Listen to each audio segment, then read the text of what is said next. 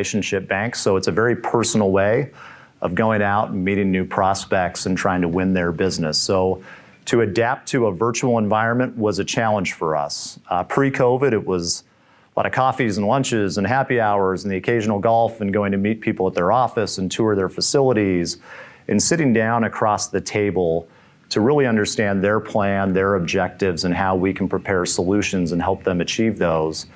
And when you go into a virtual environment, a lot of that gets removed. And so we've had to adapt and sort of refine our practices to interact with our clients in some really unusual circumstances and some challenging times, and also develop new business relationships and try to meet our goals in terms of growth in the region.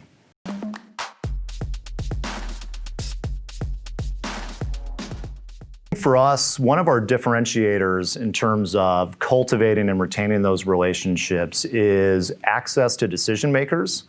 And we're a bank that kind of prides ourselves on giving local authority to our various markets.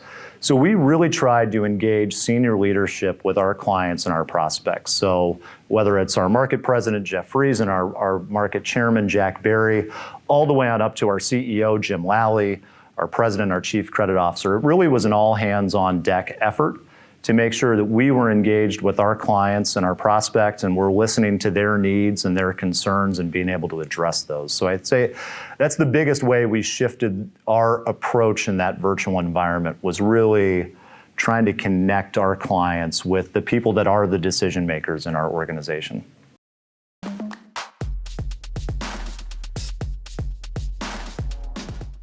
Yeah, so the PPP process was kind of a whirlwind. I mean, if you think back, we all went home in middle of March, and just a handful of weeks later, we were in the midst of the PPP process being deployed, and there really was a tsunami of demand that came with the start of that program.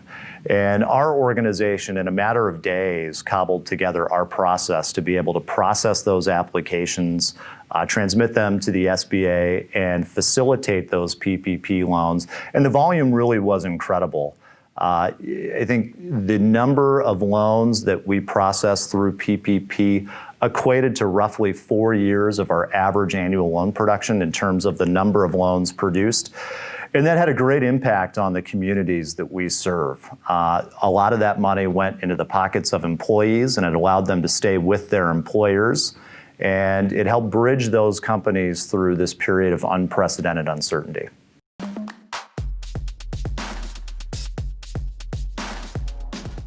One of the things that I've observed in my almost 10 years at Enterprise Bank is their commitment to innovation. And we've made significant investments in our technology and our software platforms. And those investments allowed us to very quickly shift our business model when we went to a virtual environment. And I think because of that investment, that allowed us to move quickly in PPP in very unusual circumstances and be able to build that out and deliver that to the markets that we serve and our clients.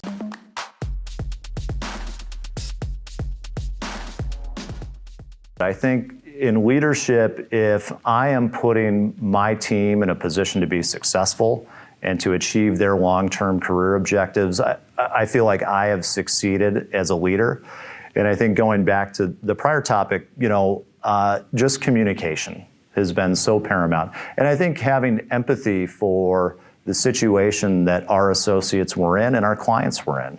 And I think being able to adapt our processes and give them tools and resources to help meet some of the unique challenges that everybody's faced during this pandemic.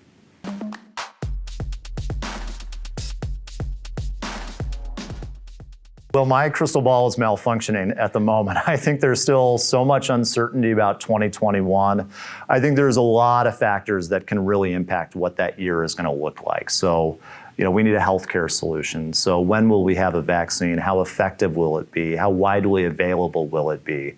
I think there are some issues we're wrestling with right now. There are certain segments of our economy that just are on the sideline. They're precluded from participating.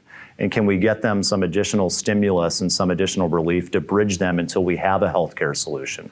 And then I think the big one is real estate. I think companies are really rethinking their physical footprint, their space, How can they repurpose it? What is the need for that physical footprint in space?